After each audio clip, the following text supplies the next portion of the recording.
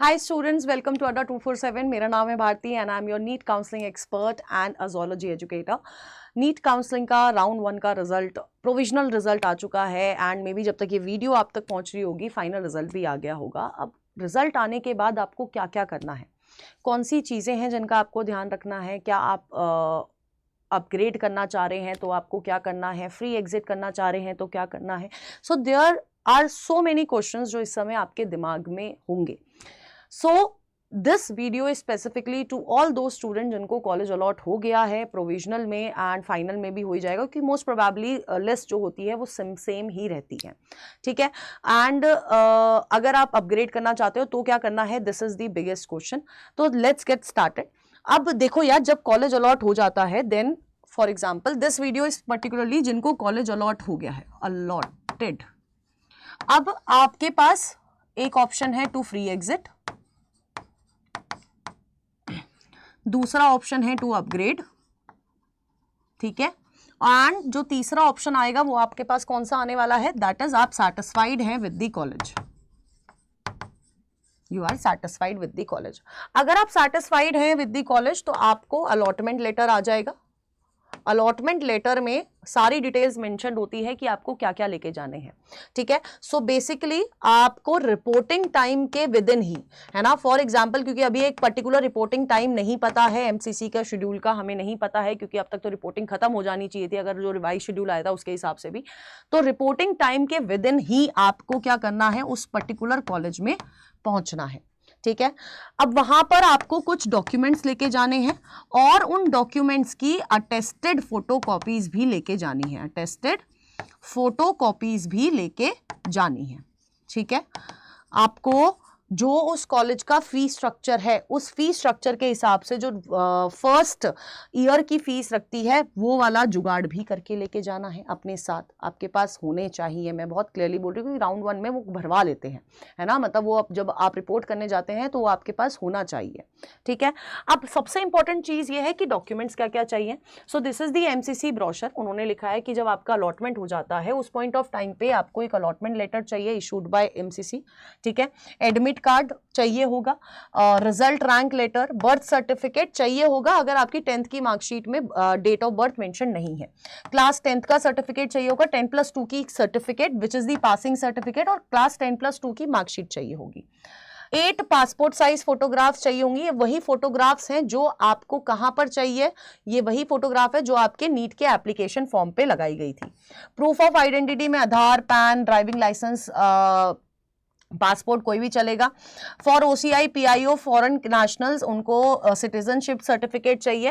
And जो भी बच्चे कैटेगरी रिजर्वेशन ले रहे हैं उनको एससी कैटेगरी है तो एससी एसटी सर्टिफिकेट चाहिए. ओबीसी एनसीएल का सर्टिफिकेट चाहिए for OBC students. EWS category चाहिए. और इसके सारे जो फॉर्मेट्स हैं आपको इसी इंफॉर्मेशन ब्रोशर में नीचे मिल जाएंगे. आई होप आपने ऑलरेडी अभी तक सारे डॉक्यूमेंट्स बनवा लिए होंगे.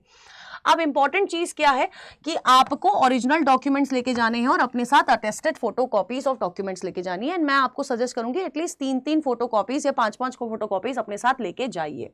ठीक है. बहुत क्लियरली इट इज मेंशन्ड, देखो, कि candidates without original certificate document shall not be allowed to take admission in the allotted medical dental college. ठीक है. अगर कहीं कभी किसी सर्टिफिकेट में नाम वाम स्पेलिंग वेलिंग की कोई मतलब मिस्टेक हो गई है, जो भी है, तो उनके ओरिजिनल डॉक्यूमेंट्स आपको लेके जाने हैं. ठीक है. यहां पर बहुत क्लियरली मिल रहा है, what if I do not have my original documents with me at the time of joining.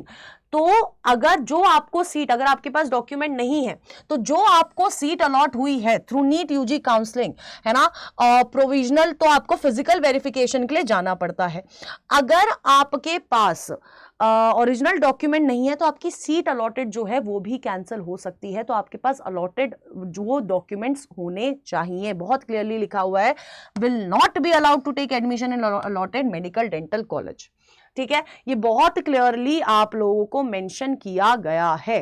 ठीक है. So this is going to be the list of documents जो आपको लेके जानी है. तो बस अपने टाइम पीरियड के विद इन ही बेटा जी पहुंचिएगा उस पर्टिकुलर कॉलेज में. अब बात कर लेते हैं फ्री एग्जिट की. फ्री एग्जिट होता है बेटा जी व्हेन आपको कॉलेज अलॉट हुआ बट आप उधर पर रिपोर्ट नहीं कर रहे हो, है ना, you are not reporting, physically report नहीं कर रहे हो, डॉक्यूमेंट वेरीफाई नहीं कर रहे हो, तो ये आपका फ्री एग्जिट कंसिडर्ड होगा। फ्री एग्जिट कंसिडर होगा और साथ के साथ बेटा जी क्या होगा, ये आप सीधे सेकेंड राउंड ऑफ काउंसलिंग में जाओगे, तो आपको चॉइस फिलिंग राउंड 2 की करनी पड़ेगी दोबारा, है ना, क्योंकि पिछली वाली चॉइसेस जो हैं वो नल एंड वॉइड हो चुकी होंगी। ठीक है, अपग्रेड की अगर मैं बात करूं तो अपग्रेड होता है कि आपने कॉलेज ज्वाइन किया, उसके बाद उधर पर आप विलिंगनेस फॉर्म भरते हो, कॉलेज जाके ये सारी चीजें लेके जानी है, ये सब चीजें आपको वहां पर भी चाहिए, और फिर आप उधर पर विलिंगनेस फॉर्म भरते हो अपग्रेड के लिए, और अपग्रेड में आपको क्या होता है, क्या कहते हैं, आप फिर से चॉइस फिलिंग आपको करनी है। अब इंपॉर्टेंट क्वेश्चन है कि ये जो फ्री एग्जिट वाले बच्चे हैं, चॉइस फिलिंग जो अपग्रेड वाले बच्चे हैं, इनको प्रेफरेंस लिस्ट कैसे बनानी है। मेरे जो हमारे पेड स्टूडेंट्स हैं उनको ऑलरेडी पता है कि for example if you are, हमारे पास ये 10 कॉलेजेस हैं, ठीक है, वी हैव 10 कॉलेजेस, 10 कॉलेजेस में से मान के चलो राउंड 1 में आपको ये वाला कॉलेज अलॉट हो गया, आप फ्री एग्जिट कर रहे हो, ठीक है, और आप अपग्रेड कर रहे हो, मान के चलो, है ना। अब आपको जो प्रेफरेंस लिस्ट भरनी है ना, वो इन कॉलेजेस की भरनी है, ठीक है। फॉर अपग्रेड वाले स्टूडेंट्स आपको इन कॉलेजेस की प्रेफरेंस भरनी है, एंड फॉर फ्री एग्जिट वाले कॉलेजेस आपको ये जो कॉलेज अभी मिला है, ये कॉलेज भी आपको अपनी प्रेफरेंस लिस्ट में भरना पड़ेगा इन राउंड 2, ठीक है। अब ये आप कैसे डिसाइड करेंगे, देखो पेड वाले बच्चों के पास, हमारे बच्चों के पास ऑलरेडी प्रेफरेंस लिस्ट है, लेकिन जो बच्चे नए हैं, जो वाईटी के थ्रू ये सारी चीजें खुद मैनेज कर रहे हैं, मैं आपको बोलूंगी बेटा जी, अगर आपको कोई 6th कॉलेज, मतलब ये मान के चलो this is the ranking of the college, first top college ऊपर है, 10th कॉलेज सबसे लोअर रैंक वाला कॉलेज, आपको मिड रैंकिंग में 6th रैंक वाला कॉलेज जो है मिल गया, तो आपको ये चीज ध्यान रखनी है कि आप इससे बेटर कॉलेजेस ही भरेंगे अपग्रेड में, क्योंकि अगर आप इससे लोअर कॉलेजेस भी भर देते हैं, मान के चलो आपने बस ये कॉलेज नहीं भरा, बाकी सारे कॉलेजेस फिर से फिल कर दिए, हो सकता है कि आपको अगले राउंड में ये कॉलेज मिल जाए, ये तो और लोअर रैंकिंग वाला कॉलेज हो गया। अब इससे दिक्कत क्या होगी कि आपको जब ये कॉलेज अलॉट हो जाएगा तो आपका इस कॉलेज पे कोई क्लेम नहीं रहेगा, आपको यही कॉलेज लेना पड़ेगा, which will be a difficult thing, मतलब वो आपको बहुत खराब लगेगा कि पहले मुझे बेटर कॉलेज मिल गया, मैंने गलती कर दी, तो ये गलती आपको नहीं करनी है, बहुत क्लियरली आपको बोल रही हूं मैं, ठीक है। आपको जो प्रेफरेंस लिस्ट है वो बेटा जी आपको कॉलेज की रैंकिंग के हिसाब से भरनी है, ठीक है, और आपको ये भी चेक करना है कि राउंड 1 में कौन से कॉलेज में कितनी सीट्स जो हैं, कितनी सीट्स अलॉट हो गई हैं, ये आपको चेक करना है, ठीक है। और आपकी कैटेगरी की, स्पेसिफिकली कैटेगरी की, कौन से कॉलेज में आपकी कैटेगरी में कितनी सीट्स थी और कितनी अलॉट हो चुकी हैं, ये आपको चेक करना पड़ेगा, और आपको ये चेक करना पड़ेगा कि कितनी कट ऑफ गई है, क्या मुझे, मैं जो कॉलेजेस अब राउंड 2 में एम कर रहा हूं वो मुझे मिल सकते हैं या नहीं मिल सकते हैं। उसके लिए आप उनकी पूरी लिस्ट जो है उसको एनालाइज कर सकते हैं, और अगर वो एनालिसिस आपके पास नहीं है, है ना, तो आप for example this is the list, आपके ये आपकी दिल्ली की लिस्ट है, तो यहां पर आपको, जैसे कि हमने ना ऑलरेडी अपने पेड वाले स्टूडेंट्स को दे दिया है कि दिस इज द लिस्ट जो आपको ये भी बता रही है कि कितनी सीट्स है, कौन सी कैटेगरी में कितनी सीट्स है जो अलॉट हो गई हैं, है ना, ये पर्टिकुलर कैटेगरी है, ये कॉलेज है, ये कैटेगरी है, ये ओपनिंग क्लोजिंग रैंक है, टाइप क्या है, स्टेट कौन सी है, और ये आपकी पर्टिकुलर कैटेगरी में कितनी सीट्स अलॉटेड है, ये डेटा आपको पता होना चाहिए, ठीक है। और ये डेटा आप खुद एनालाइज कर सकते हैं, या फिर आपको मैं ये चीज सजेस्ट करूंगी कि आप हमारे किसी भी बैच में एनरोल करेंगे, ये डेटा आपको प्रोवाइड किया जाएगा, आपको प्रेफरेंस लिस्ट तक दी जाएगी, ठीक है।